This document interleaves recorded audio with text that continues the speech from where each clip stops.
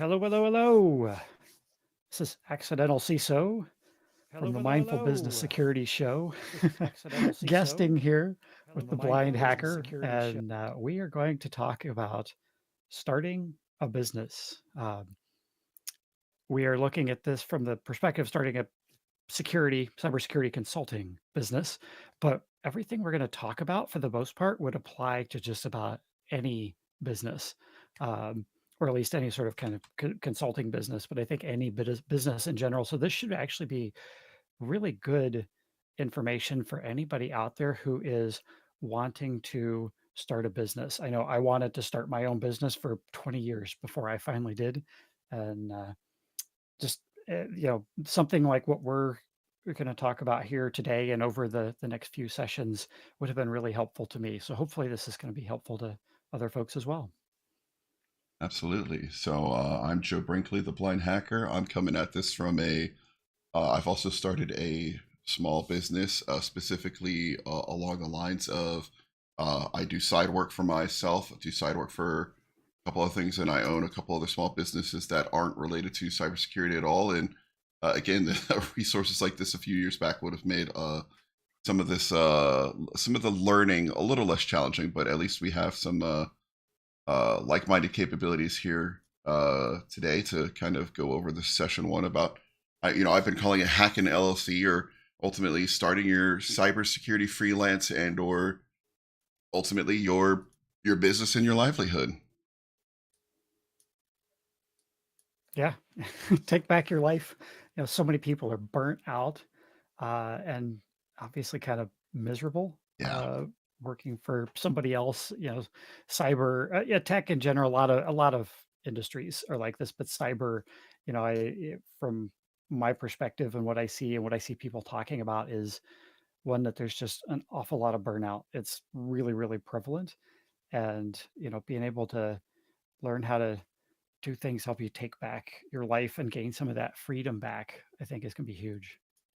I agree. I know we originally started this by I saw you post something on Twitter, X, and it said it was about the ProAct. It was Mike Rowe talking about the ProAct, and I had also had concerns and saw that, and now I get it from a universality, big global U.S. kind of experience. Like what that would mean would be that they're trying to encourage employers to hire. This is mostly for the Uber or Lyft kind of folks.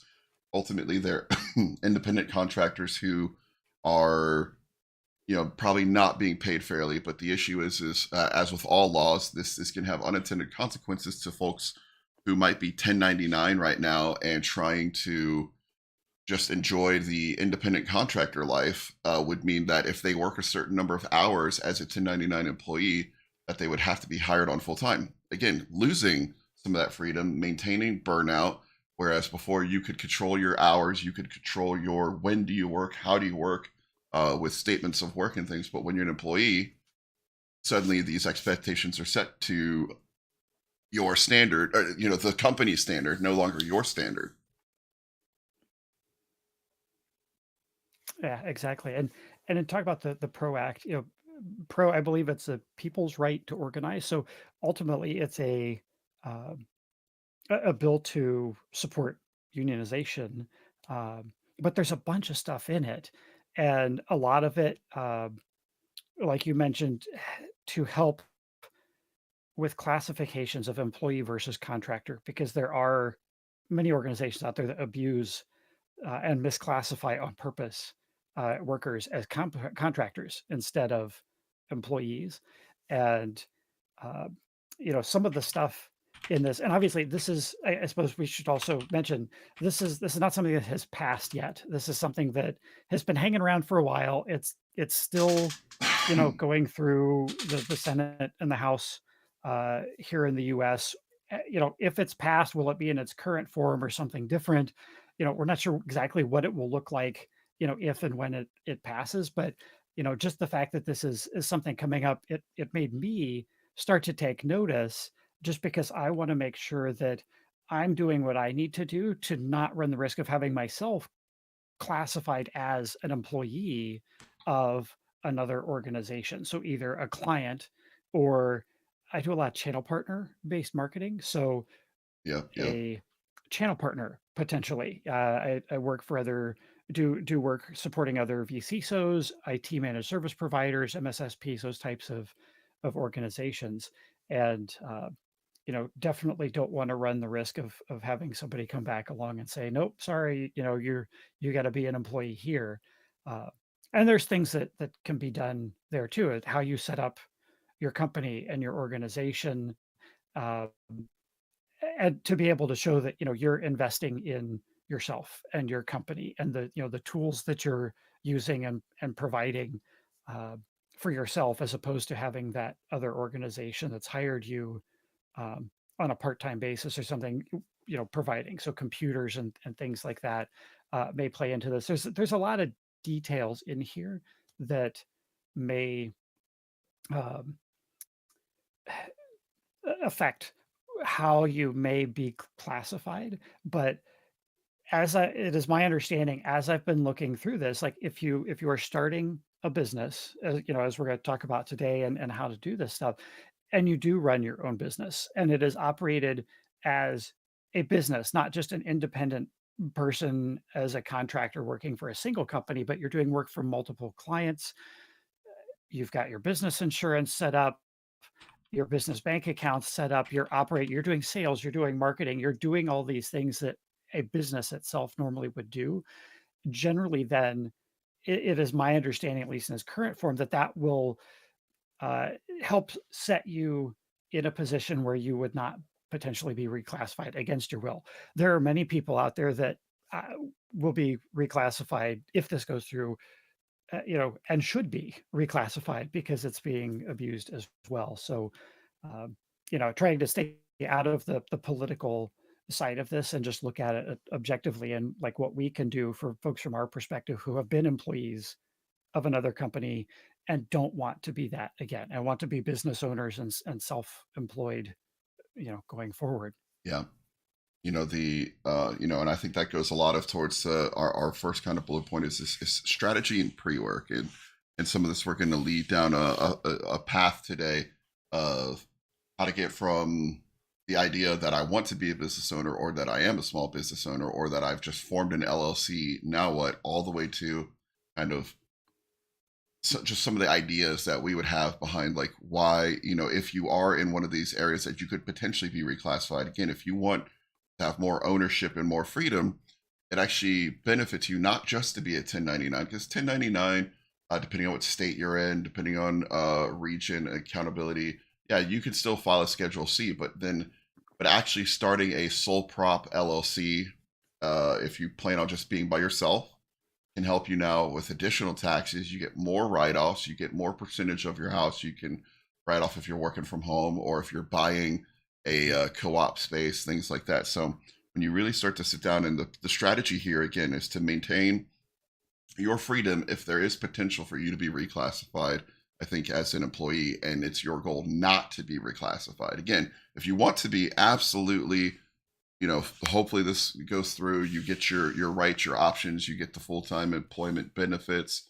But if you're also like, but I also still only want, instead of being forced to work 9 to 5, I really like my 3 p.m. to 10 p or to 11 p.m. run through, like, and again, if that's the position you've positioned yourself in as a sole proprietor, or small business owner, again, or as an LLC, as a partner, and the companies that have hired you are okay with those times, then it's going to work out for you. Yep.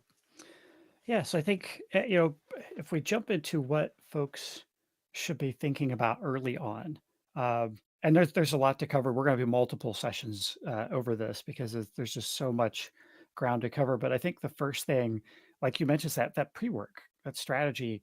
Why am I doing this? Like, if you're thinking about starting a business, stepping back and thinking about what is my goal in starting my business.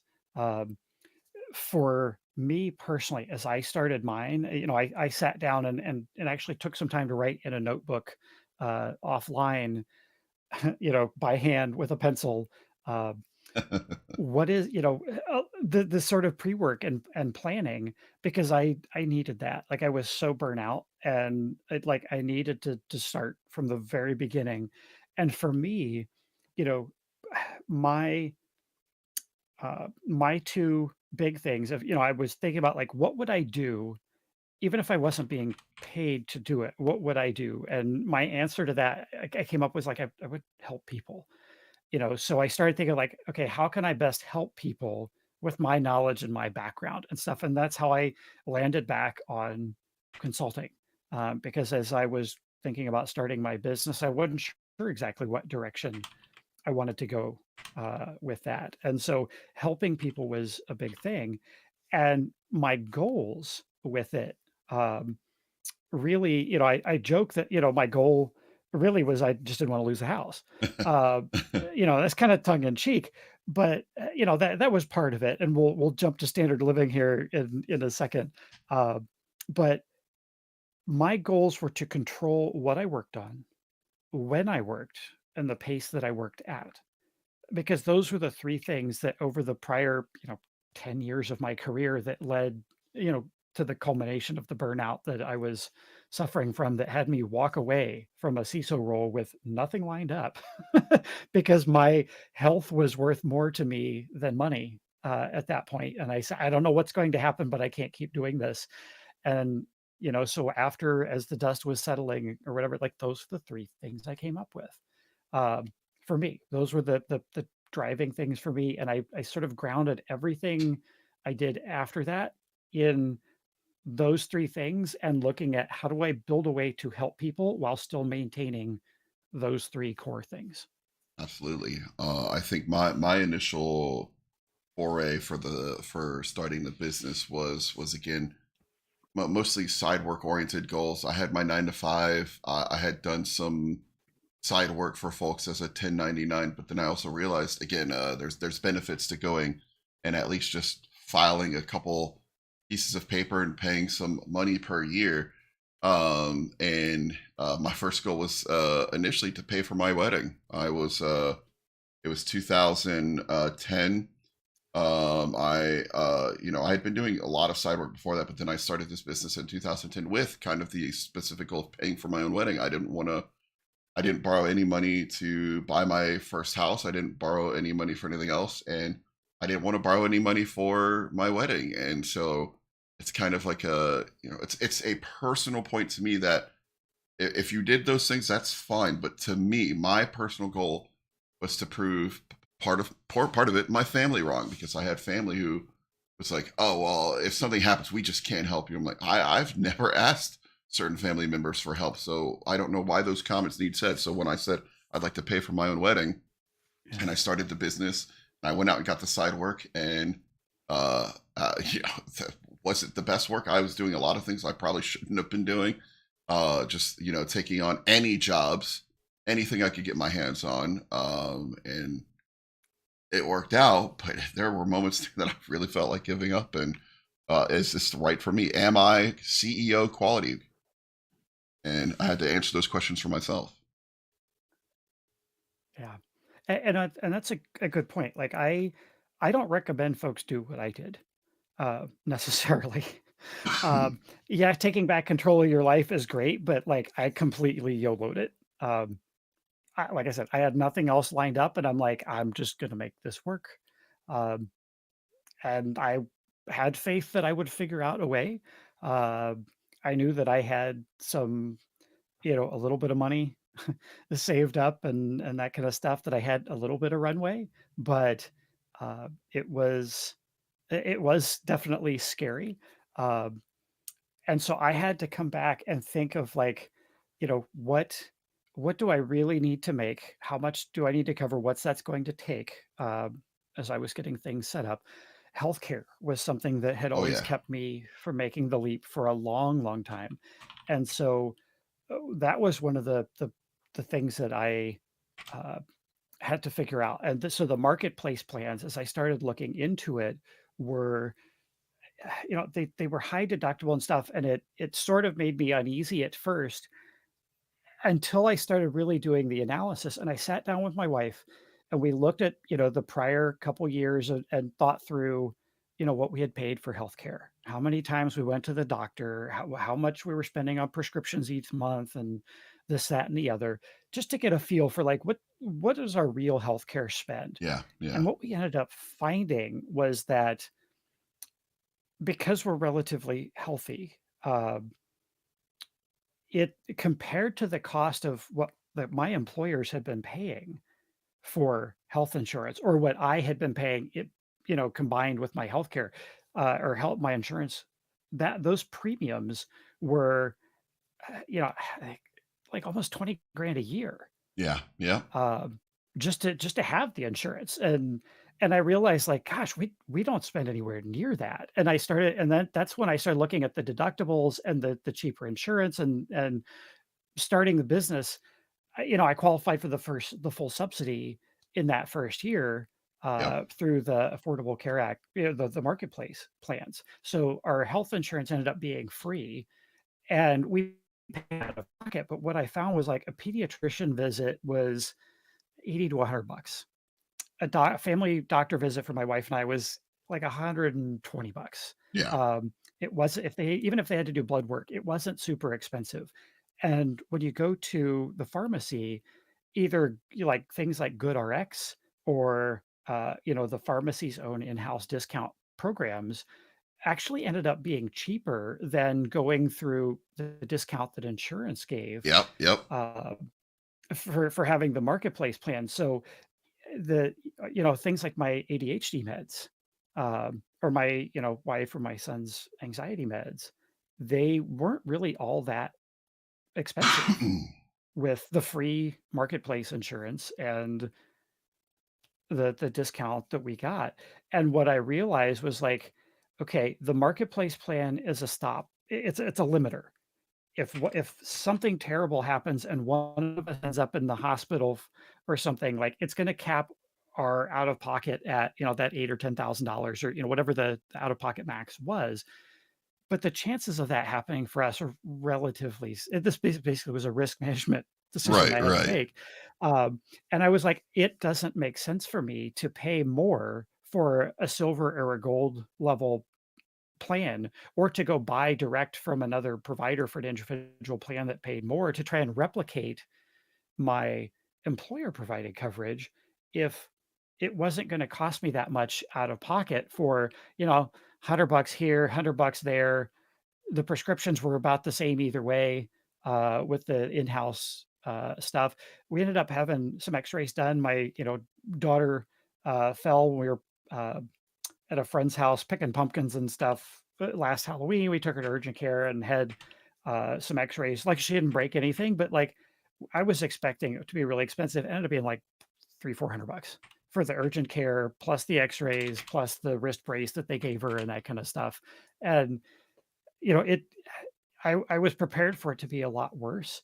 And even stuff like that, when we added up everything that we spent over the course of the year for healthcare, it ended up being the right decision to not try to replicate that Cadillac coverage that our employer Right. had Right. had, when it really wasn't needed. Now, again, we're relatively healthy, so we're not dealing with any sort of chronic health issues, or anything like that, with expensive ongoing medication. So obviously everybody's going to be different. And I recognize I'm very lucky that we were in that situation.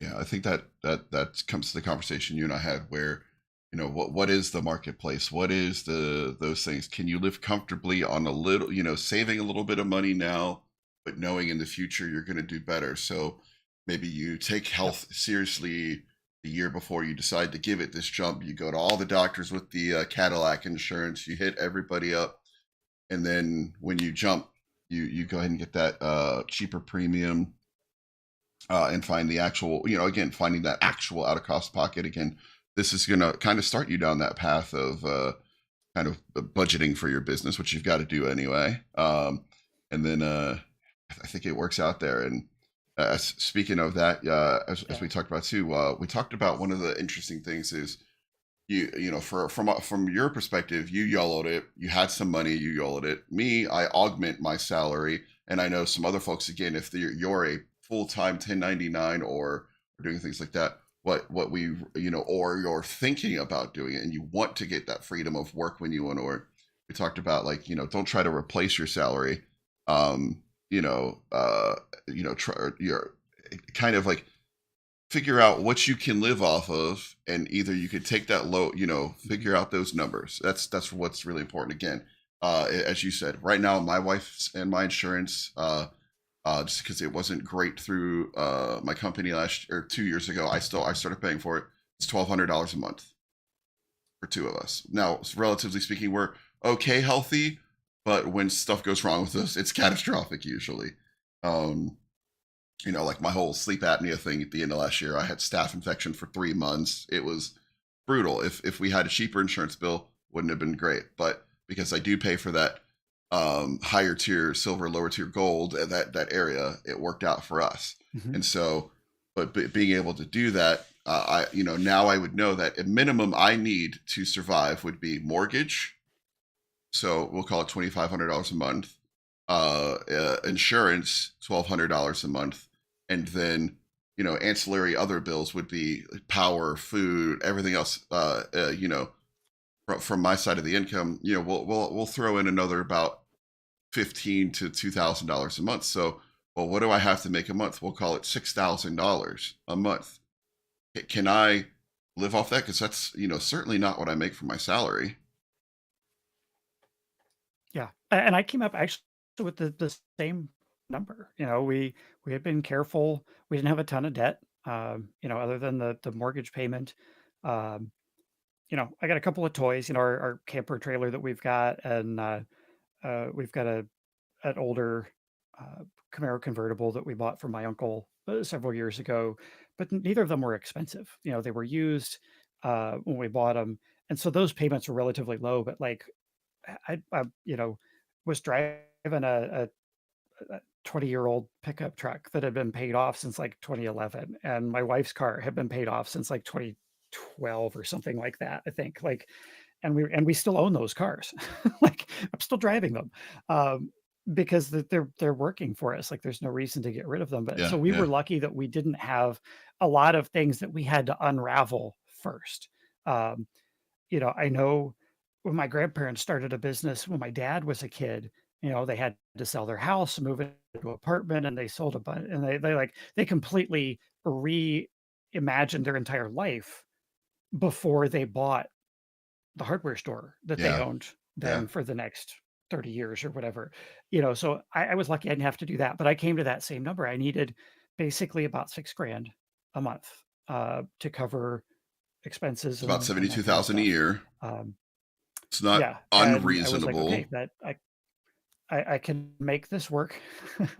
Um, so that was a big thing, but that doesn't include savings, and that is something that I had been doing for quite a while and gotten accustomed to, and the thought of not saving was really making me uncomfortable, and I sat down and I started thinking about, "Why am I saving? What am I doing with that save?" Well, I'm investing for the future. Hmm, hmm. And okay, well, there's different ways you can invest. You can invest money in other people's businesses, but I don't want to work for other people's businesses. And right now I want to invest in myself. And I came to the conclusion that I had to give myself permission to stop investing and, traditional saving while I was starting my business. Now this is temporary for, year and a half, 2 years, while I'm getting the business established, because that reduces that part of what I have to make. Because part of where before when I was looking at replacing my salary initially was replacing the savings. And I realized, God, I don't need to do that right now because I'm investing that sweat equity into myself. So giving myself that permission too uh, was something I had to get by. And again, for anybody listening to this, like, this is temporary, because we're going to get to, as we're talking in future episodes, as your business takes off, owning your business actually is going to give you more investment options of to save even more aggressively than you could when you were working for somebody else. So that will we'll get to Absolutely. here, Yeah. and dig into in another another session. I think I absolutely love the idea. You know, whether you're a seasoned pen tester or starting out and no one will hire you, again, investing in yourself. You know, I know that some of our viewers have talked about like, oh, well, I wouldn't hear and it cost us a lot. Well, hopefully you networked there, and you might not. And again, networking, we'll talk about that, but you're not going to see something right away. If you're expecting instant results after starting your business too, tough luck, Buttercup, because there's no such thing as instant results. You know, as we talked about, you know, cash on hand, credit lines. We could talk, we could get on all that, but really, you got to make sure you are comfortable with the money you can make. And Hmm. I know we have it on here somewhere, so I don't. I'm trying not to skip forward, but I want to talk about like, you know, again, rather than replacing or you know even leaving your current job, if you have a great relationship with the folks you work with, you can always try to say, hey, I want to be my own boss. Still want to work for you guys. Still want to get everything done that I do daily, but I want to be my own boss. That right there is that initial opportunity to, you know, how do I get started? Well, that right there is step one. Go out, form the LLC, then go back to your company and say, hey, I'm not leaving right now. In the future, things may happen, but also I want a little bit more freedom. And if you have a good relationship, should be, you know, fine. But I know we talked about it somewhere, but I want to kind of skip there just to kind of talk. So if you got that Yeah. relationship, that's one way to get your first client is at your current job or at people you already know, working with them. Again, networking is massive. We have a whole section for networking. So certainly making sure cash on hand, again, savings. Um, how do you want to start this section? Because you know, credit lines. I Yeah. could go on So, forever about credit lines because I have credit for yeah. all of my condos, all the buildings I own, things like that. But Yep. business credit is a little different than some Yeah. of that.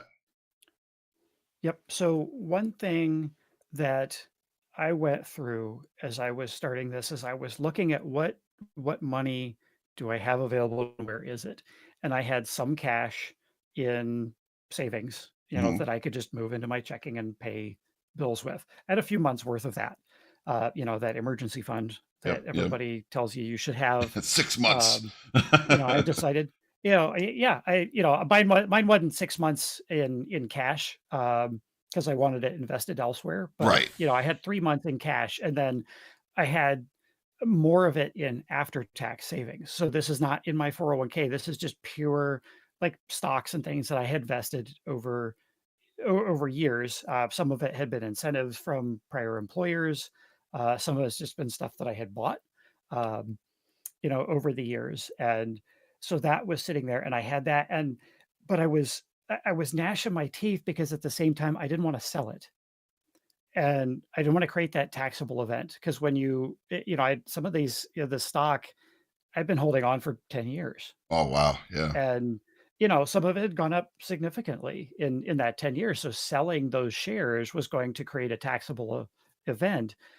And I really didn't want to sell them either, and then have to buy them back later. And, obviously, you don't know if the market's gonna go up or down, Right. Right. um, but You sold at the low and then you time got to looking buy back back in at high. Oh, that'd be awful. at looking back at the time, I should have just sold because that was at a peak.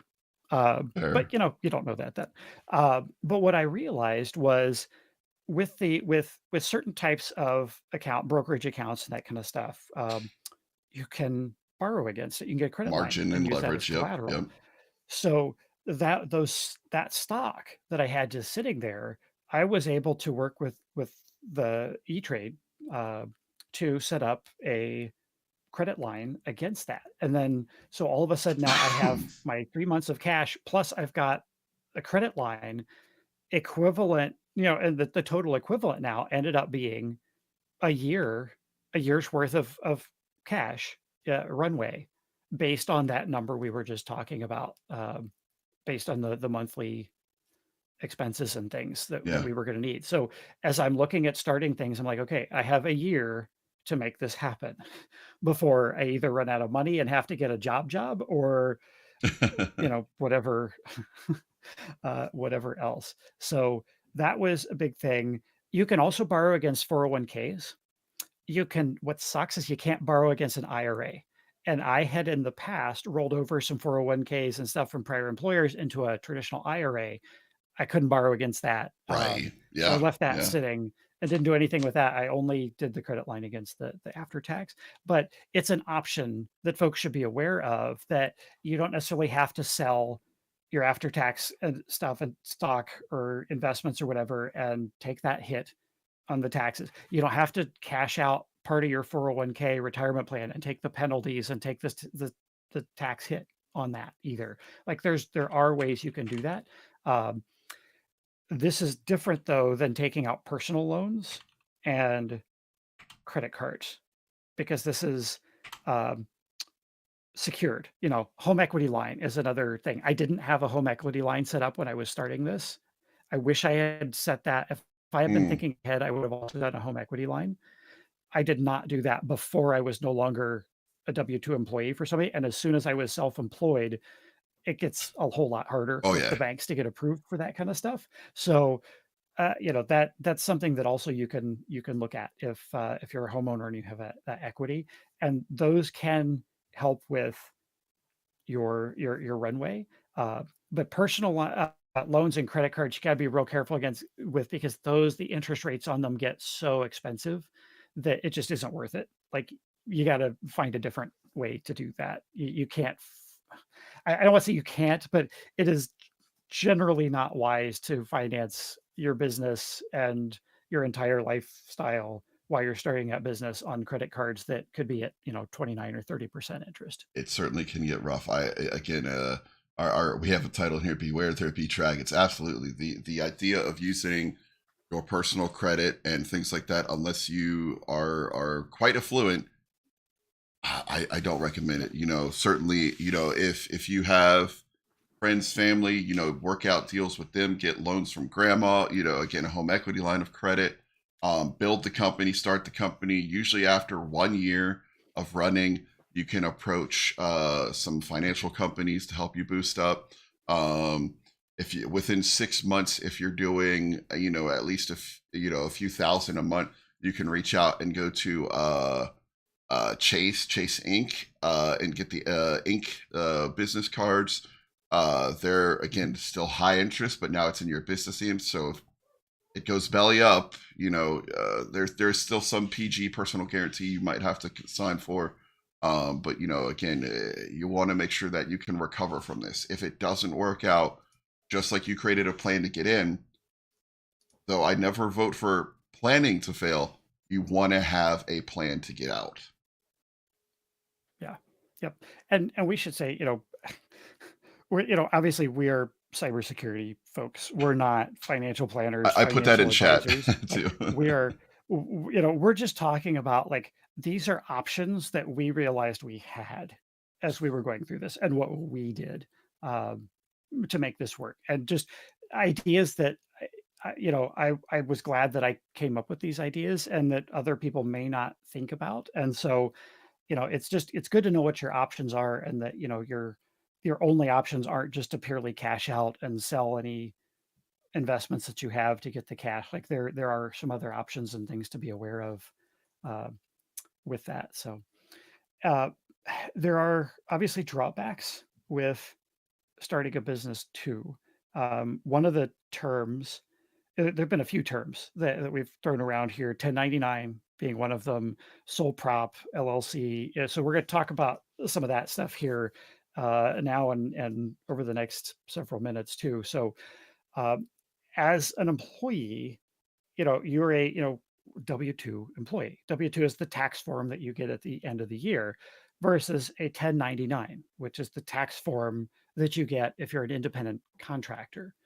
And then the difference between those is the W-2 as an employee is going to have taxes withheld out of them, because the employer is going to hold those taxes out. They're going to submit them on your behalf.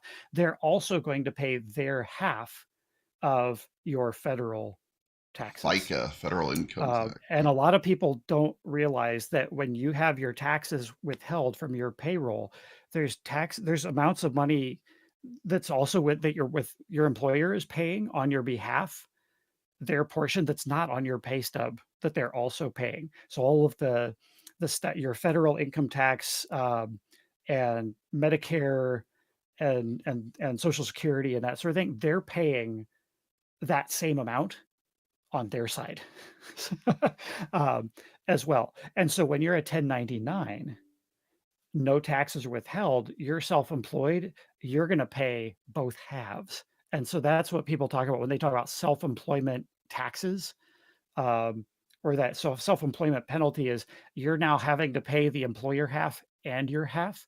So when you are a 1099 contractor employee, now you've got to handle your taxes and you got to pay both halves of that. And I should say too, when you're a business, when you have one business working with another, business to business still will send 1099s Correct. back and forth uh, as well. So at big companies, little companies, it doesn't matter.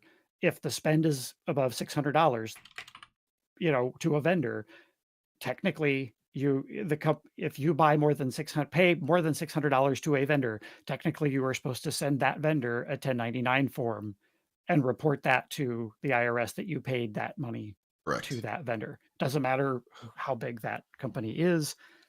If you 'Cause paid a we pressure like washing company to pressure wash your friend, yes, guess what? Still got to send them a form. Yep. Yeah. So that's when we talk about 1099, that's what we're talking about is that business to business or that self-employed uh, income reporting versus the employee income on the W-2 where it's uh, taxes are withheld. Um, let's see. And then, as I mentioned, the other real big drawback to this, I talked to my bank to try to do a home equity line after I had started the company, and I had to pull together a bunch of documentation, and unfortunately, it didn't have the history, Yep. um, History. Yep. earnings Yep. history once I had started my own company, like, and the bank came back and said, come back when you got 2 years worth of P&L reports and paperwork for us of your company. Um, so I had to hold that off. So, and if I were going to, luckily I already own my home, uh, and I'm not looking to buy right now. But if I was looking to buy right now, I'd have the same trouble getting a mortgage. I did find it very interesting though. Last year around this time, I bought a new pickup truck because we're taking some bigger RV trips, and I wanted a bigger truck that was, heavier duty, rated for towing long distances, was going to be under warranty, that kind of stuff. And normally I buy used vehicles, I bought new. And when I bought this truck, I didn't have any trouble with that. They took at face value what I said I earned, uh, monthly income and that kind of stuff. So some types of purchases and loans are easy and not a problem, and others require a lot more documentation and can be far more difficult when you are self-employed, especially newly self-employed.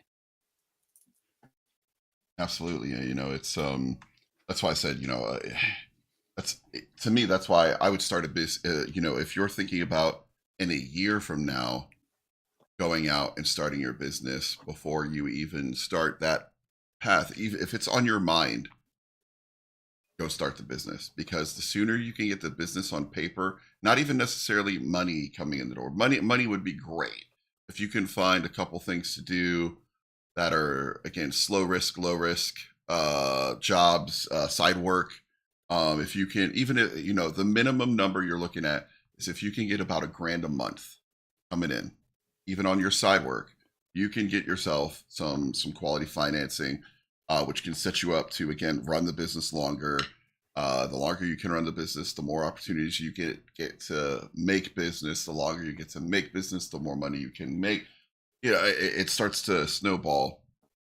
And there's some good effects here, where folks are talking about, like, it's all risk. It is risk. Every bit of this is risk. Am I saying go out and leverage your home to get your business started? No. But if it's going to be able to, if you have 6 months to a year in savings and you have the home equity line of credit, and that can buy you trying for 4 years, like, go for it. That's a lot of time to potentially make that money back. Now, if you are already leveraged to the gills and you're starting your business and things are tough, again, alternative financing if you don't have it, or really, once again, pulling that hustle work, go out mowing lawns. I literally know a guy who started a business not to mow lawns.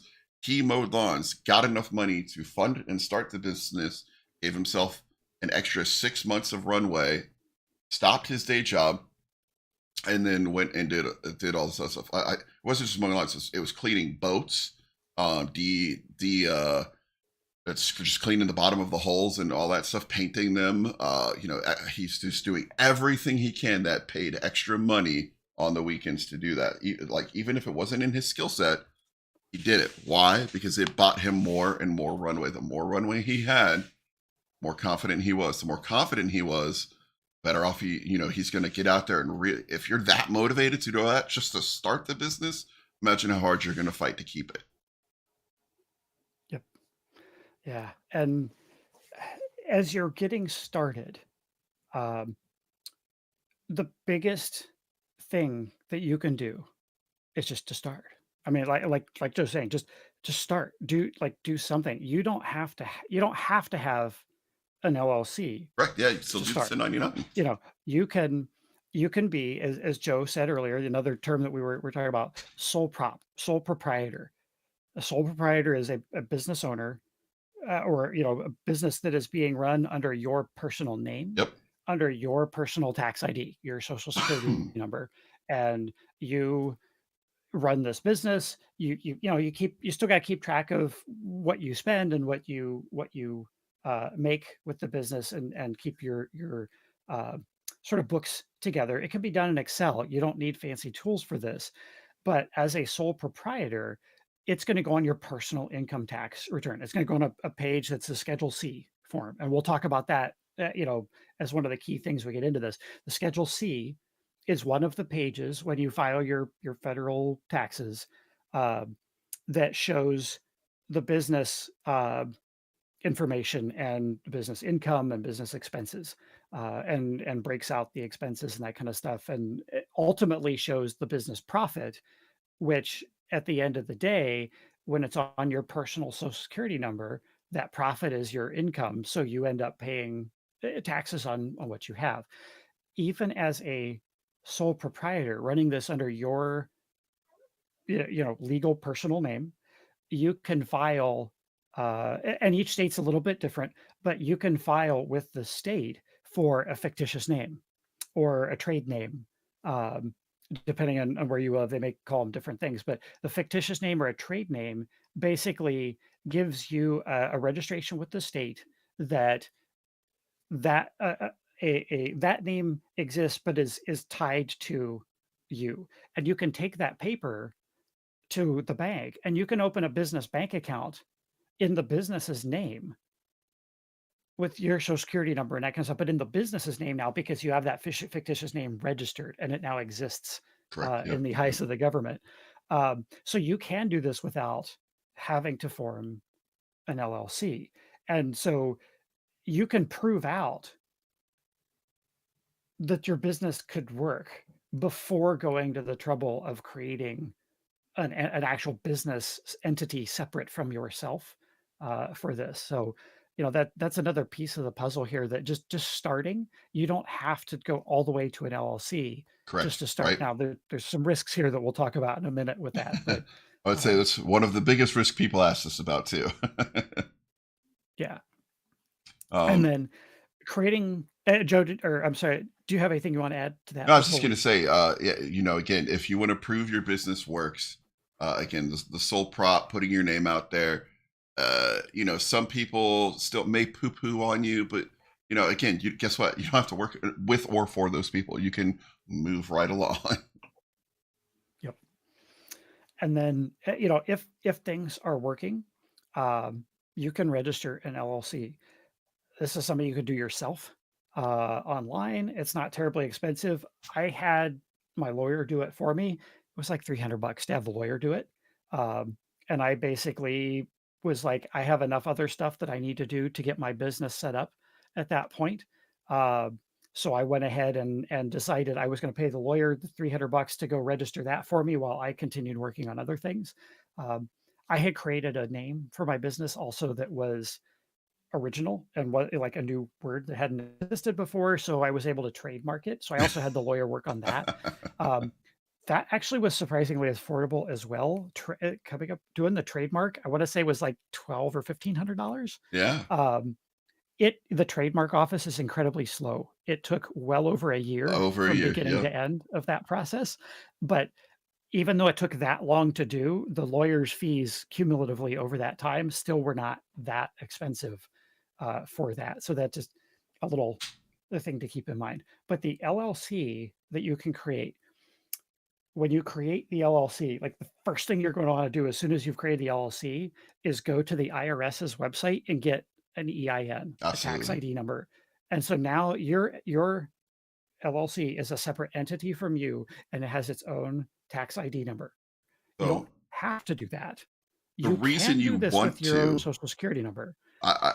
you absolutely can, but I would suggest and I learned this the hard way. The reason you would want to is that EIN again for funding purposes for many other things, and not just that, but once we start talking about one of the biggest things, the reason LLC S corp is again now you get additional Schedule C kind of capabilities.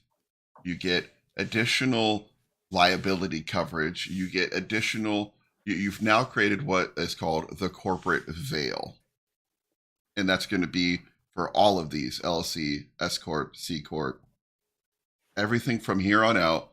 Besides the sole prop, has a corporate veil, a way to shield you to a degree. And then Yep. I'll stop there. We can keep going. And yeah, and that's ultimately the big benefit of the LLC is now your personal assets. If something happens and your business, a mistake happens from a liability standpoint where your business gets sued, somebody's, pissed off and not happy and you try to resolve it and they still sue you. If you've done things right, your personal assets, your home, your car, whatever, like it won't come all the way back to you personally because they will only be able to sue the business. And uh, as a there was a thread on Reddit with this corporate veil. Somebody asked, posted a thread in one of the small business subs, actually today or yesterday, and ask a question about, what are the tricks that lawyers use to pierce the corporate veil, to basically get through that and still go after your personal assets. And, I'm not a lawyer. This is not legal advice. But my response was lawyers don't use tricks to pierce the corporate veil. They leverage the mistakes that you made that you can't fix now. It's too late to fix it Yep. to pierce the corporate veil. You've pierced it yourself, not the lawyer in that case. And the biggest thing that you do to do that is to commingle assets, commingle finances, personal and business. So when you set up your LLC, having that EIN, creating dedicated business bank accounts for the business under that EIN, um, it's basically your business's social security number now. Yep. um, you can now keep everything completely separate. Every business transaction has to go through the business account or through a business credit card or something like that. But like you don't commingle stuff. And where people screw this up is custody battles, child support, that kind of stuff. I have a friend who got behind on child support, and every time he would get paid, they pull the money right out of his personal bank accounts, and uh, you know, he was trying to start his own business and like he couldn't like he would get paid by clients, but the money would get pulled out faster than he can even go put gas in his car to be able to actually go do the thing that his business did because it required mobility, driving around. Like he couldn't even do that. So, he realized like, oh, I need to create this business entity that is separate from myself with its own EIN to now be the business. And so that has allowed him to finally be able to get his feet under him, pay himself, get caught up on all the child support and that kind of stuff because he was able to keep the money in the business long enough to pay the business expenses to keep the business going and not have it fail. But where people mess this up is they start trying to hide money in Yes. here. This is a really good, a really, really common example. If you're trying to hide money and do personal stuff out of your business bank account and those types of things to avoid stuff like that, that's where the lawyers are gonna get you because now you're commingling personal and business, like funds and expenses and things like that. Um, so the corporate veil, is just keep your books clean and separate is the biggest thing there. Um, Anything else to add before that, before we jump to pass through entity and then talk about S corps? No, I think again, like what tricks do lawyers pull exactly? They don't. They wait for you to make a mistake, or they allow you to make the mistakes. It's actually not too hard. Again, as long as you don't put personal checks in that account, or you don't put business checks in your account and then transfer it back and forth. Always cash the checks to the right account. Yep. It might feel, did you pay for lunch with your business card? That's okay. Um, it's an expense, but you don't get to write off that kind of expense, right? Now, if a business lunch is different than accidentally pulling out your business card and paying for lunch. That's not piercing the corporate veil. But what you got to make sure is that you're not doing that every day. Now, if you're using the corp card to pay for gas, make sure that the bulk of that activity can be traced to traveling to and from a client site. Um, again, that's not, some lawyers might try to get some folks on technicalities there, but again, if your goal is to limit your liability, getting the EIN, Yeah. registering the name, getting the EIN, and then getting a separate account and literally leaving it as separate as you possibly can. That's your best bet. Yep. That was the massive question that both AC and I got. How do I limit my liability? Well, yes, what you do want to do is make money. What you don't want to do is mess up and then for some reason have a very vindictive or overly aggressive client sue the pants off you. Well, if your corporate account only has, $1,000 and they sue you for 1 million and you don't have insurance, well, guess what? They can gladly take ownership of that $1,000.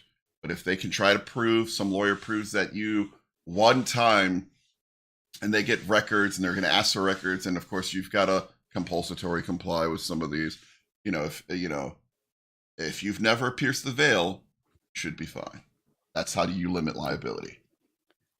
Yeah, and it's not foolproof, It's not but foolproof. Yeah. it's way better. It's way better than doing as a sole proprietor. And from a cybersecurity consulting standpoint, different businesses are going to have different risk profiles. And we talk about that in cyber when we're building our security programs.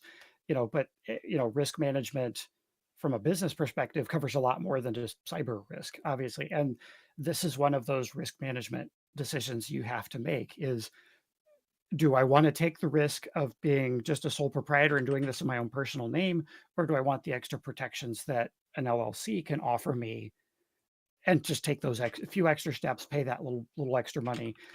Some states have recurring fees every year, others don't, so that may also play into your uh, decision. Like Yep. from Yep. what, as far as I know, I think like California, for instance, I think it costs like $800 a year just to have the LLC, whether you use it or not. Sheesh. Um, Yeah. So different states, obviously you have to check with your state, figure out what the requirements are and that sort of thing there. Um, we talked a little bit about taxes. LLCs primarily are just about limiting liability. That's why it's LLC, limited liability company. Um, it's less about taxes Mhm, because your mhm. LLC is a pass-through entity. All of that is still going to go on that Schedule C on.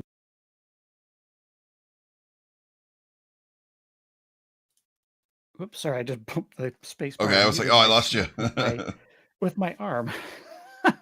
Whew.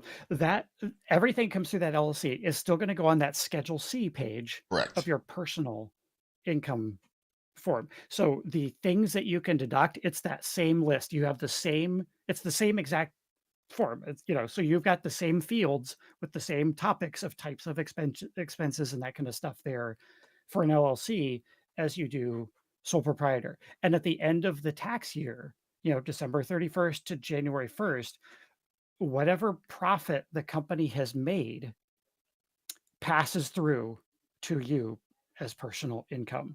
So if you've got a bunch of money in your business bank account as you come up to the end of the year, you just got to know that if the business hasn't invested that into other, business things or Marketing, expenses and those types of equipment. things, that's that's going to come to you as uh, income that's going to go on your personal taxes at that point. So, being a pass-through entity is something that you gotta uh, keep in mind. It's not necessarily a bad thing. It's just something you need to be aware of as you're doing this because that money. I mean, it's yours. That's basically what that comes down to. Is at the end of the year, if you haven't already spent it, well, that's yours, whether it's in the business account or your personal account. Um, now, S corp.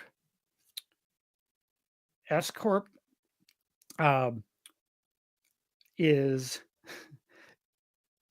I'm curious. you're electing to be taxed as an S corp or status.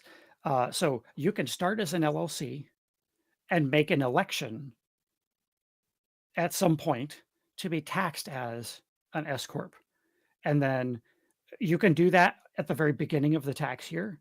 Makes things a little cleaner. I did mine in the middle of the year last year.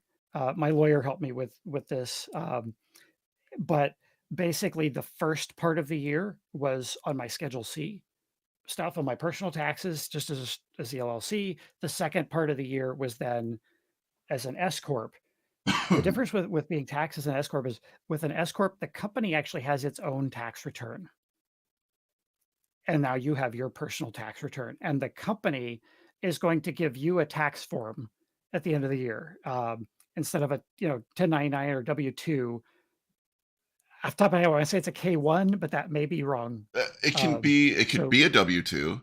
It could be a 1099, but you will well, also yes, get a K-1 because if you have any holdings that, like, yes. if you take an owner's draw, I see some questions here. How do you pay yourself? There's owner's draws, owner dividends. There's all Good these things. questions. So we Yep, will yep. cover those in the future for sure. But in this case, the S corp, you will have a K-1, which is a dividend outcome, which is, hey, you have to pay yourself what the IRS considers a livable wage when you go S corp.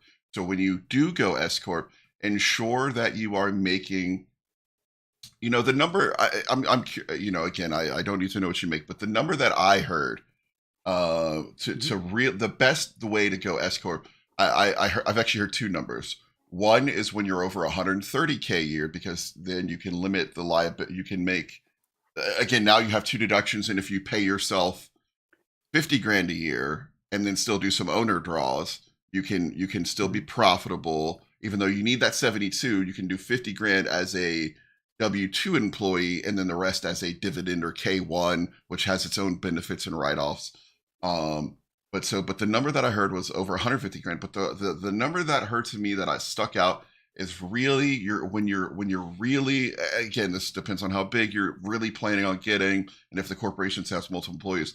But the other number was more than 250K a year. So it's always like, well, what number makes sense? Because keep in mind now that S corp has to pay corp taxes, which right Yes. now is 22% of all The income. S Right? corp as an LLC is still pass Oh, through. it's still pass through. Okay, that's right. It's the C corp that you've got C corp. corporate That's taxes. that. S Okay. corp is Yeah, yeah. this magical place where it's still a pass through, and you get S corp's actually pretty amazing because it gives you a lot of flexibility, a lot of different ways you can pay yourself with different tax burdens and that kind of stuff. Yeah. Um, I had always thought that same thing, that there was like a number that once you Really. cross So this S corp number, just that okay.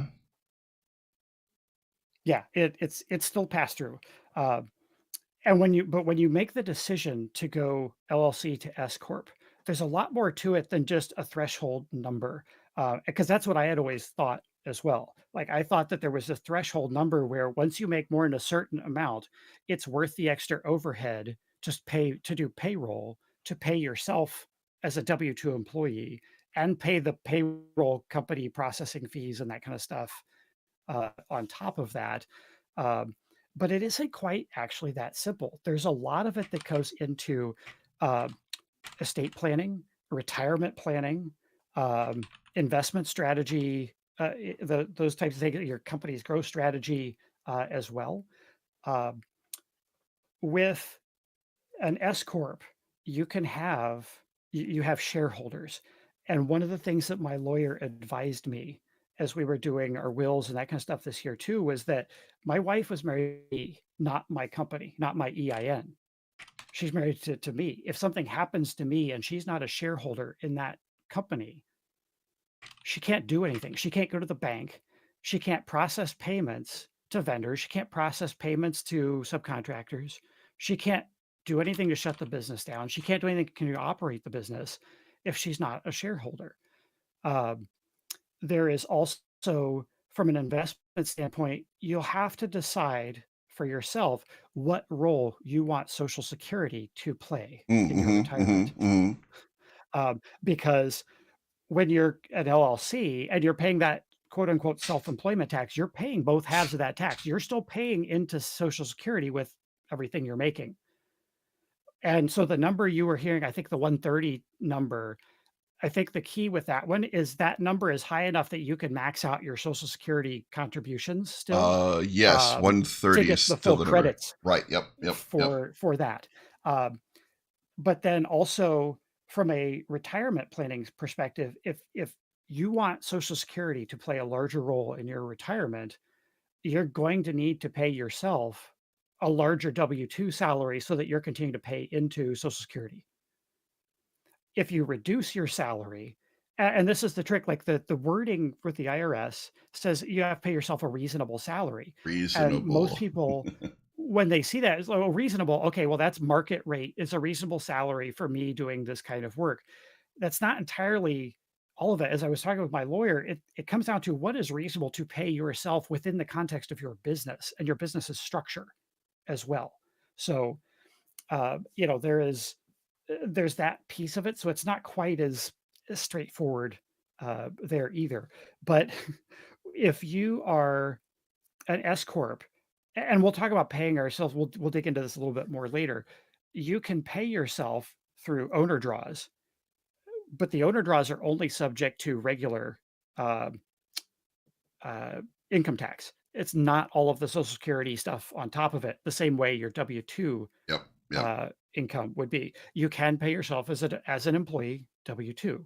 Um, you can oh shoot, there's two more ways that you can pay yourself, and I'm blanking on it right now because I didn't look them up before we started because I wasn't planning to go this deep into this. But there's two other ways that you can pay yourself as well as a S corp that I got to go back to my notes on, and we'll cover that in another session in more detail. Um, so, and then the other part of retirement planning is as an S corp, you are able to put away money into your like a solo 401k Yep. investment. You can do the same thing with an LLC, but with the S corp, if your spouse is also a shareholder, so that they can handle things from a estate planning perspective, they also can have money put into a solo 401k for them. And the solo 401k limits are significantly higher than the 401k limits for an employee when you're working for somebody else. Like I want to say they're like around 20 grand I thought it was for 23,000 um, last I saw. okay, so they've raised them just a A little little bit. So bit. yeah, 23k for a solo 401k. The limit was what 69,000 or something like that. I want to say, and but you and your spouse both, if you're shareholders, as long as your spouse has 2% of shares in your S corp, they are now also eligible for solo 401k, and you can put that same amount in theirs. Yep. And so all of a sudden you can put a lot of money into a 401k, which is great if you live cheap. If your living expenses are low and consulting is very low overhead, and in cyber we're paid pretty well, there's potential for a lot of cash to come in, and you may struggle to find enough expenses to lighten your tax burden At times, on this yes. stuff. Yep. Yep. Um, S corps also give you more categories for expenses, as well as some custom categories that you can create and document Correct. what Yep. those custom categories are in your business. So you have more flexibility with deductions, but you may still have trouble finding enough deductions. So the ability to sock away for a married couple who are both shareholders in the S corp up to what's that end up being $130,000 a year or Yeah. something. Yeah. Um, it's that I mean, that's you can stash Massive. a lot of Massive. money into retirement savings that you're not paying taxes on if it's a traditional solo 401k instead of a Roth. And then what you pay yourself with that reasonable salary and everything else, like it may still come down significantly. Um, so it's just a matter of what you do there. And so the way I've set mine up is I basically set my W-2 salary equal to our normal household budget just day to day. And then I plan to do owner draws beyond that, for a certain amount just through the end of the year for lumpy stuff and other things. But then at the end of the year, as money has built up in the account, I can then talk with my tax attorney, my tax advisor, to say, okay, this much money is there. I either need to invest it, I need to pay it to myself as a bonus through the W-2, I need to pay it as an owner draw, or I need to invest it and dump it into my 401ks, Yep. Yep. or invest into the business and buy tools and equipment and that kind of Marketing stuff. shared. Yeah. Yep. Um, yeah, so there's a lot of stuff you can do there. And then there are C corps. C corps is generally what bigger businesses are. I'm not going to dive into that a whole lot. C corps are going to have their own corporate tax, Yep. and then you're also going to pay personal taxes um, on the money you make off of it. C corps tend to be what people do if businesses know that they're going to go public or things like that. They'll switch over to that. But for the purpose of what we're talking about here, and the folks that are listening here thinking small business, I don't think C corp's going to really be appropriate It's good for to know that it anybody. exists, but I would love for you um, guys to get there. But I at that point, yep, you've got lawyers, you've got a team. You can focus on those when you get there. yeah. So anything to what did we forget? Did we forget anything on those? I don't think so. LLCC. So I do remember now the S corp is that magical in between, and it was it's funny because the real estate business is an S corp, so we can have people invest in and get shares throughout Hmm. our pay period. So it's but I always tax it too. Like again, I'm so hands off on those things that when when things like that really start to add up, I try to hey, I pay people to know this stuff better than I do.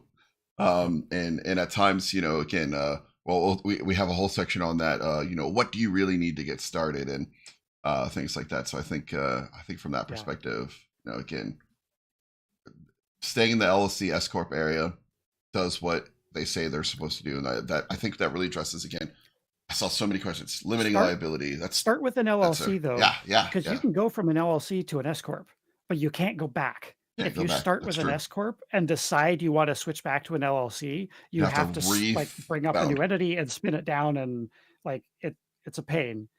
It's not clean. Yep. Like I mean, it can be done, but like that's not generally an option for the same entity. So if you start as an LLC and then move to the S corp once you've proved it out and you're starting to scale and you've talked with your tax advisor and your CPA and understand the benefits and for you and your situation when the right time to make that switch is, they can help with that because it's unfortunately it's not as simple as the YouTubers that I used to watch would have you believe it is Right. for deciding whether LLC or S corp is the right option. Um, man, yeah, we're close to time. As we're wrapping up, I just want to reiterate that you can start without doing all of this stuff. Like focus on the right stuff. Prioritize generating revenue. Prioritize you know testing the waters over quote unquote making a business. Don't focus on being all the branded swag and the website and the email and all this stuff and the business cards and all like making the appearance of a business, like focus on doing it and making some money. Like those other things become important as potentially as part of your marketing strategy. And we'll talk about marketing in another session as well. But like when you're first getting started, just test it out Yeah. and Yeah. focus on generating revenue. Don't focus on creating the whole image of a business and all that kind of stuff. You don't even have to go the LLC necessarily, but when you're doing consulting, having that liability there, because if you advise somebody the wrong thing and they do it and they're upset because it didn't work out for them, like you could potentially have issues there. So if you're Yeah. going into consulting, you kind of need it. If you're making stuff to sell on Etsy, probably not. Right. So it just kind of again depends on the risk surface of your business and the type of risk that you're worried about happening to your business and what's likely to happen I will admit, with that. But yeah, on my very first business, I got hung up on like, oh, I got to pay $1,200 for a logo and marketing package and this and that, and then I got to do this. And while I guess it worked, again, the first business I started was called Next Frontier Technology. Doesn't it only exists on paper at this point? I own the domain still. I own all the stuff associated with it. The EIN is spun down. I paid all this money to spin it up, and then few years later, I was like, I am not a CEO. This is terrible. Why am I doing this? And I spun it down. And I'm like, no, I should have left it alive, sitting in the background. It just cost me a few bucks to shelf it. But I learned. But again, but now I know when I spin up the business, I make my business first, and then like my real estate business, you know, the I just built the real estate stuff. I went and bought condos. I went and did this. I went and did that, and then suddenly I was like, this probably needs to be a separate business entity. And then now I'm going through the process of moving it, which does cost a little bit of time, which definitely costs some money, but effectively I proved that it worked to myself mhm, first. yeah, Am I literal Joe? Am I the average Joe here, or am I the smart guy? Can I do this? Am I capable of this? And went that way. I bring that up because now, if something happens to my real estate business, it's not going to affect my cyber business. My cyber business isn't going to affect my real estate business. My livelihood, me in between all these arrows pointing at me, it's a very delicately stacked house of cards, and things are working out. So I have I make enough money through the W-2. I make enough money through the 1099. I make enough money through the Schedule C on the S corp. I make enough money through the Schedule C of the cyber business. I make enough money through the Schedule C of the other real estate business. Like it can be tough, but again, my entire yeah, goal is to make sure that if something happens when somebody's renting one of my condos, I have protections from my day job, my house, my other things. And it gets really creative and constructive remembering to do certain things at certain times. Hence why, you got to make sure that you stay very hands on and effective in your businesses. But the yeah, first yeah, thing that I will absolutely. say That's is important. we did chat about this. Maybe not focus on those, but certainly when you do start to stand up the LLC, one thing that drives me crazy sometimes is for branding and marketing is go get the domain. It doesn't have to be in the business's name or on the business credit card initially. You can sell it to your business one day if you want, or you could just assume it as an asset. No paperwork, nothing complex needed, but making sure you're starting things off right with good, proper ideology. Even if it's Joe Brinkley Consulting or Next Gen Red Team, but the difference is one is an EIN and one was just me trying to do a thing. Yeah. Man, we covered a lot. Hopefully, people's brains aren't melting trying to process all of this. This is why we broke it down because we realized like if this is what we covered in 1 hour, we still have like four more sessions Four more worth of sessions. Well, I will stuff. tell you, Um, some folks in the chat are very happy that we did this. We're getting lots of yes. like thumbs up and comments. Yeah. So I'm looking forward to doing the next one and diving into uh, you know, setting up the LLC and sort of, what you do after that. And we gave a little bit, talked a little bit about it here, but we'll go more in depth on the next one in that stuff. Absolutely. All right. Well, cool. Anything you want to add? I don't really have anything that Final I think, yeah, thoughts? we've covered so much here. Yeah. The final thoughts is for me, I think it's just, it's, it seems like a lot.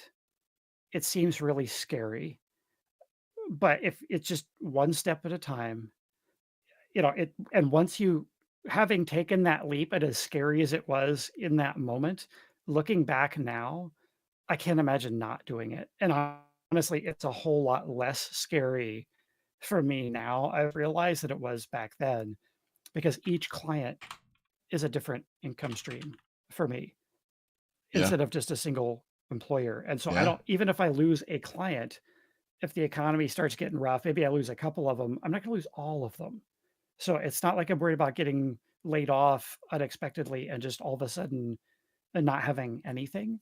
Um, and so from a risk standpoint, it's actually, I feel like it's less risky for me. It's less scary because I have these multiple clients, multiple income streams now, that as opposed to having all my eggs in that one W-2 basket with a single employer. Absolutely. That's the benefit of the side work is now I have augmented my income. I've augmented my retirement. I can put more money away. I can buy more condos. I can change my life. I can change my life, and being able to learning how to found the company, start a company, get the funding. All of this on episode 1 so far has been literally the things that if this was around 12 years ago, I might have started keeping some of my, or it's 14 years ago, I would have kept my other company around and worked through some of it and really reformed it and done some shaping and ensured that I'm doing the thing that I'm good at. Because at first I just took anything that was IT related. I'm not good at everything IT related. And I think that was my weakness. And now my strength is Next Gen Red Team, my company there. I do the one thing that I'm really good at. I can get pen testers and I can do those things, and that's the way I've built it. And it's Yep. part of I do my community with it, my mentor, my outreach, all of it goes to that, and it makes me happy. I have my freedom. It makes me happy. I Yeah. rejoice in that. So that's my too long don't read, my TLDR. Yep. 100%. Man, this has been fun. I'm looking forward to the next one. We'll get that scheduled and put it out on the Twitters or the X's, The X X's, Twitters, whatever you the call it these Twixes days. or Um, Zwitters. and we'll get it out to folks so they can, listen into the next live stream as we stumble all over ourselves. I will have a lightly edited version of this conversation that will actually go out on the Mindful Business Security Show, my podcast.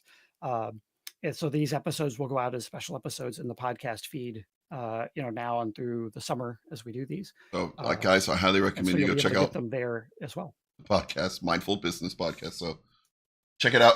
Yep. I'm The um Mindful Business Security Show. You can find that at mindfulsmbshow.com. perfect. You gotta put the www in front of it because the platform I'm using for hosting is dumb, and you have to have the The World Wide www because it Web. still thinks it's 1995. So check it out, guys. ACISO, Accidental CISO there on Twitter. Joe Brinkley, Blind Hacker here on Twitter, X, all the other social medias. Appreciate you hanging out. I'm I'm gonna keep streaming on my platform, and we will catch up very soon on getting out the next few episodes. Cool. Awesome. Thanks, Joe. This has been a lot of fun, and talk to you soon. Have a great day, AC. Yep. Bye.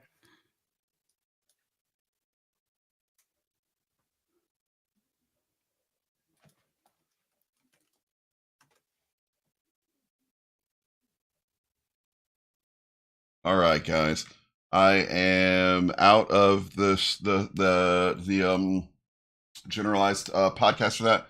So I'm not going to go too far into our subjects that we have on our list because this is again this is a joint project, AC and myself. I'll just go back and cover a few things. So for those of you just joining, we discovered why you would form a company, why you should perform, to set it up, getting healthcare, which is again here in the U.S. major thing, because like that's the biggest coverage that you've really got to pay for besides the privilege of living with a roof over your head. The idea of not replacing your salary really comes up to me very interestingly. Finding where you can live within your means. We chatted earlier. Some folks were like saying, "Oh, grand a month is great." Like, I make on my side work approximately between 10 and $25,000 extra a year. Um, from infosec side work.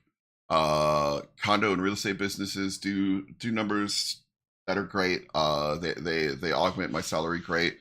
They help provide my wife and I a very good living. I'm not here to brag about it. It's a lot of risk. When I was talking about a house of cards earlier, I'm not joking about that. There are times that sometimes when the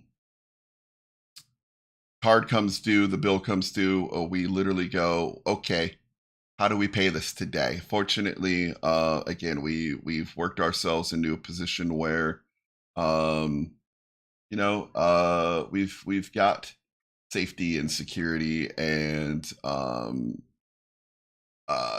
it's never a question of who, what, when, where. It's a question of um,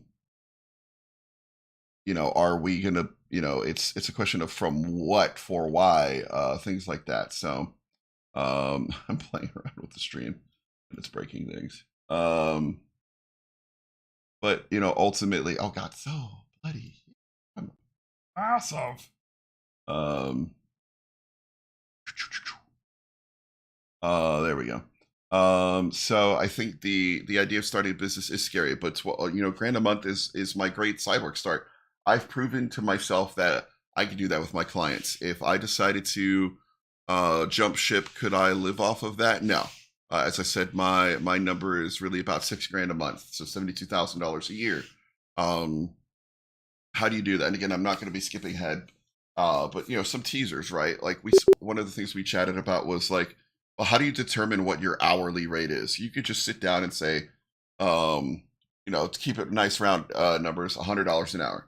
Well, that's great. Okay, so in theory, if you're working 40-hour work weeks and paying yourself reasonably, that's potentially onwards and upwards of 200 k a year. But well, now you have this thing called business expenses, taxes, um other things. So you're not really making $200 a year, especially even though you own the company, you still got to pay those other bills. It's building out the idea to fix things. Oh, 1K a month is more than I usually make yearly. It happens. You're still starting out, you're learning, you're doing the thing. Um, it's interesting to see an American system from a Swedish perspective. Hey, I appreciate the Swedish perspective. I imagine though, from a business perspective, it's still going to be pretty similar. You're going to start an LLC. You're going to build a liability into it. You'll have insurances, business insurance. Oh, we have a huge topic about that later. Uh, some folks are like, "Oh, that's such a massive, massive payment. I can't believe." Oh, Jesus. I have a liability umbrella policy for $1 million for less than $500 a year. I have a low risk category um, for my IT business. I'm classified as a software developer because I said, hey, I'm going to develop malware. I do pen testing, develop malware. Okay, software developer is the official title because they don't recognize pen testing as a assignee sub entry on your ISNs, your business numbers, things like that.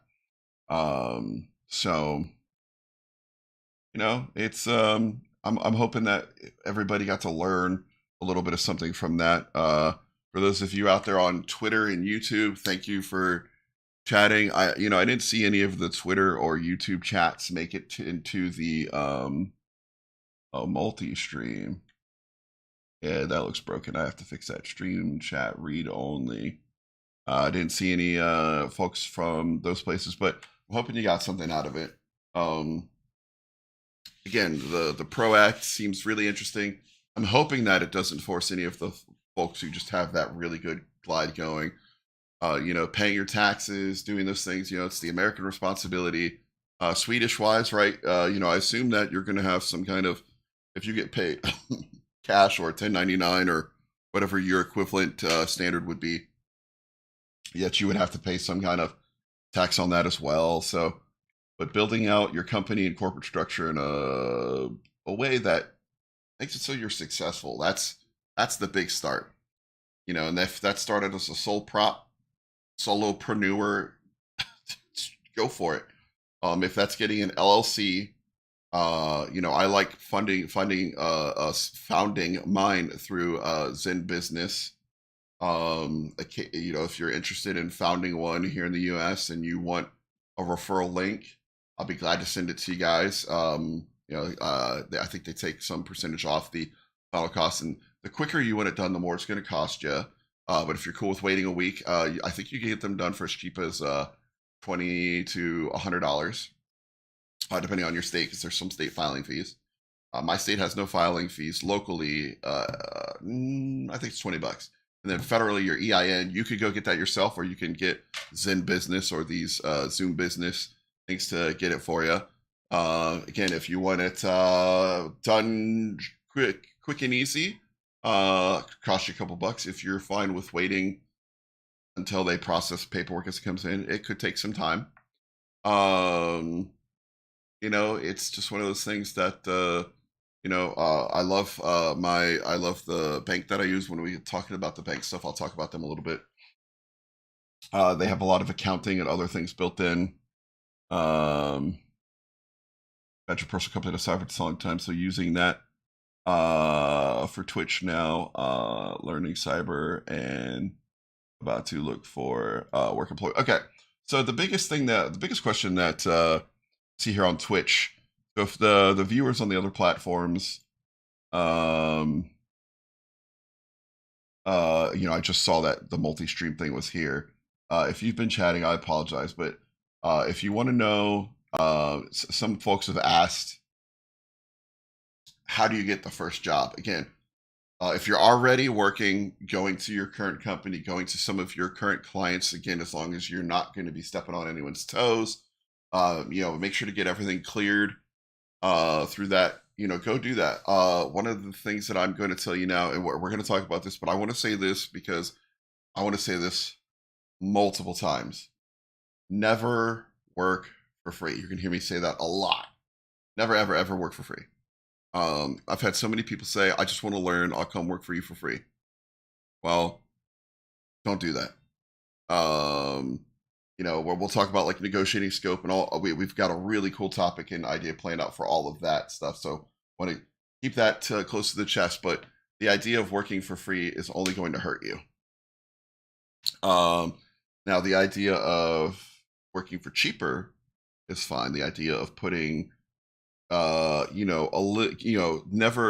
negotiate price. This is a CISO's line, but negotiate scope. So we're going to talk about those things.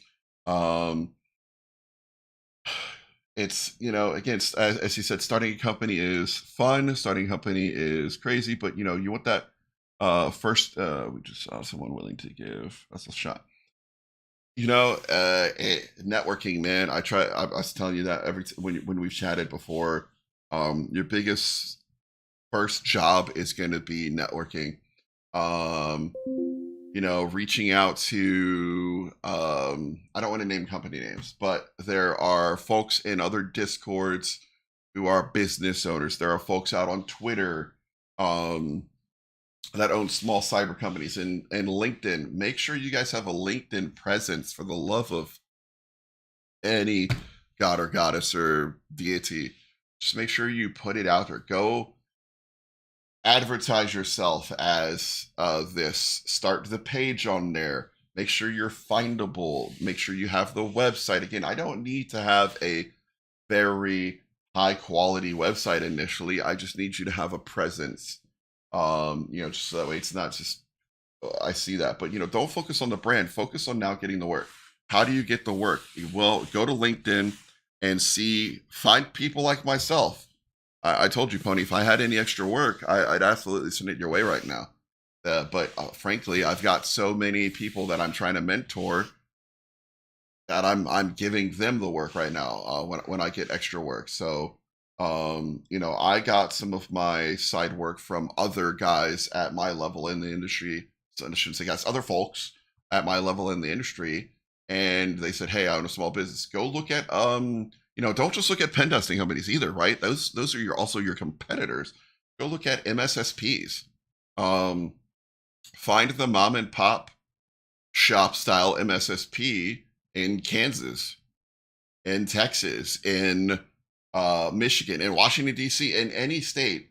There is an MSSP, and what you want to do is hit up the ones that aren't doing a million, billion, zillion dollars a year, who love to brag about it. They're growing top 40, but maybe you find an MSSP or MSP that says, "Hey," you hit them up, say, "Hey, I will do an external pen test for you to prove we could do it for $2,500." And they go, "Okay." And you go, but that's when you go, "But hold on. You're going to be limited to less than 50 external IP addresses and already have a work product ready. Go out and do Hack the Box or Proving Grounds or someplace you could stand up some boxes and have a report ready. I don't care if the report is real, or if it is real, redact IP addresses, redact all those kinds of things. If it is a real former client report, redact it and turn around and say, this is what you will get unless you send us a template. I will be glad to use your template, and you rebrand it, work on co-branding, work on a partnership. Partners, channel partners, as you heard AC say, um, that can be absolutely your first way in. That can also be your long-term goal. Do you want to go to every partner and be the guy pitching every single time? No, what you want to do is have people that are already in the door. Go find again MSP. There's so many of them. Trying to think of one off the top of my head. I'll pick on Arctic Wolf Network since they already hate me. Go find some of the leadership there and say, "Hey, I'm sure your clients ask you to do a pen test, and you probably have a pen test partner. We'd love to be included in your partner network." So the least you can do is get your name on with Arctic Wolf, AWN, and get in the door through maybe one of their clients. Maybe the other pen testers are so busy that they'll throw you a bone as the new guy, and you can score that way. Any of this resonating or making any sense? What about working for delayed pay? No, I just read that. What's your LinkedIn? Mine is just should be Joe B, Director of Offensive Security, Innovation Research. I write malware and stuff or something like that. Um, so be able to find me.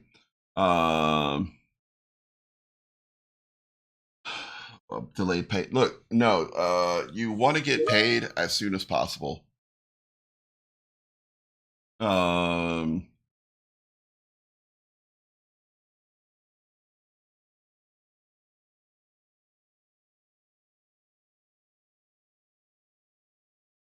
your goal is to get paid ASAP. Never do it again. Never do it for free. Never do it for delayed. Always get paid. Um, if you can, word your documentation, and this is one of those things that you do once you get proven, and you have invoices. Again, that's why I like my I can I'll send some affiliate links out. So my bank has invoicing built in. Um, it looks nice, it's professional. Maybe again, brand recognition. Well, again, we'll talk about some of that stuff through our stream here, our podcast. Many of them coming. potentially 4 more, but you know we want to spread it throughout the year. From that perspective, but I will always do as I said, raw Kikido stream. This is us just kind of fumbling around, stumbling over ourselves, trying to and help educate you guys with what we know to be a thing that we do. And are we the best at it? Absolutely not. Are we trying? Yes, we certainly are. Um,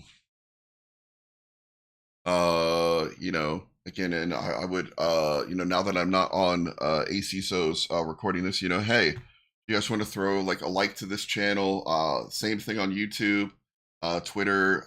I'm here for advice. I want to give you guys advice. Is it professional or expert advice? No, but I can tell you, hey, I tried that. That may not work. Or I can tell you, hey, I haven't tried that. Sounds like a good idea. Um, you know, I think your best bet to get your first gig is partner networks, man. Um, go find any MSP, MSSP, find the sales folk, find the channel partner folk, find the owner. If they're small enough and you see that they have less than 20 employees on LinkedIn, you know, at that point, easy. Like shoot all of the or some of the C-level or upper level folks a connection request.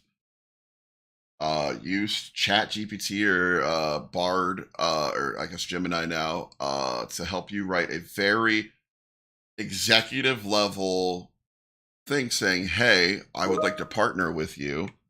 And let's go from there.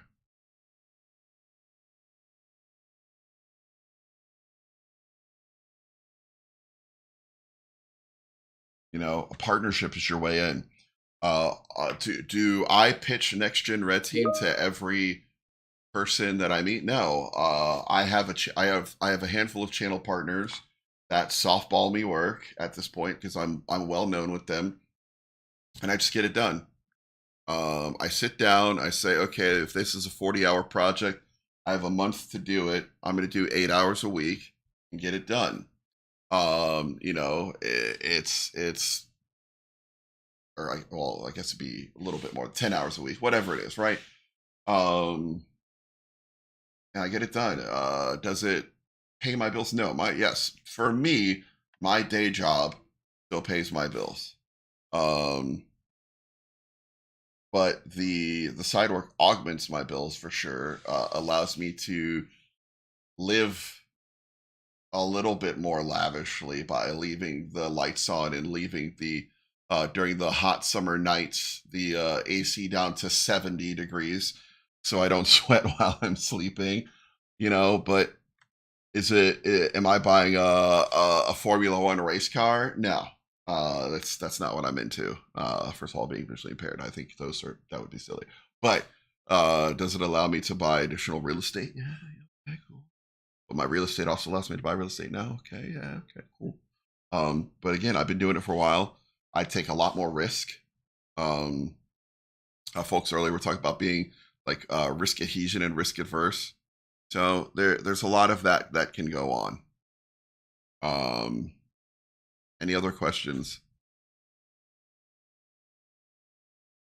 Like I said, ACSO's podcast will be out. Keep checking in for that. Um,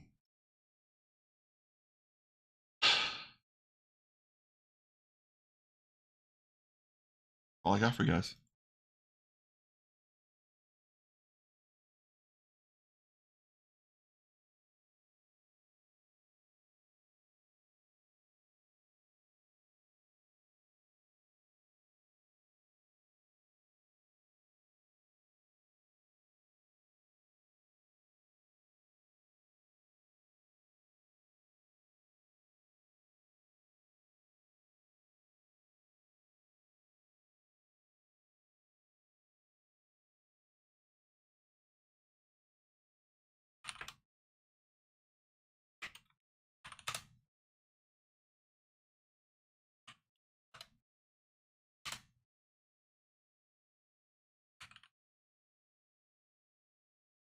Let's see. Answering some other questions that have come up while I've been streaming. I'm sorry. um, Let me see if I need to check Twitter. No. Appreciate everybody retweeting it. It might be in about another month and a half. We'll follow up. I'll make sure we get out there. I came in super late.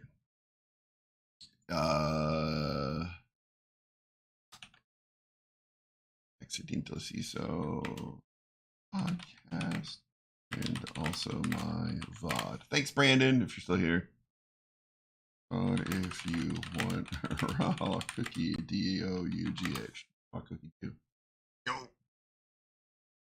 Other than that, like, subscribe, share, throw some bits, dance, do a dance party, all those things. In the meantime, guys, I appreciate you watching in. I'm gonna try to make sure that these stay on Twitch VOD and YouTube. I don't know how X handles this stuff if you're watching from there. I appreciate you coming out. Hopefully next time I'll be in my stream room instead of having to throw up a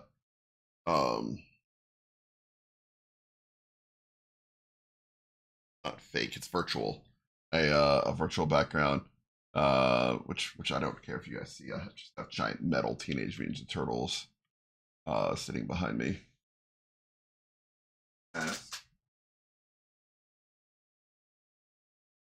Custom made TMNT out of spare metal action figure.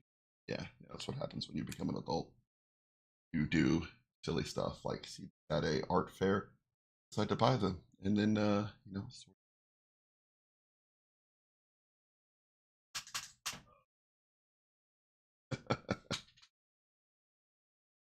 All right. Good night, everyone.